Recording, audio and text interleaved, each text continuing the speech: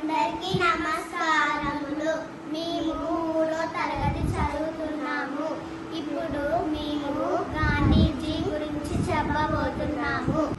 గాంధీజీ ఎప్పుడు జన్మించాడు? గాంధీజీ 1869 అక్టోబర్ 2వ తేదీన గుజరాత్లోని పోరంగల్లో జన్మించాడు.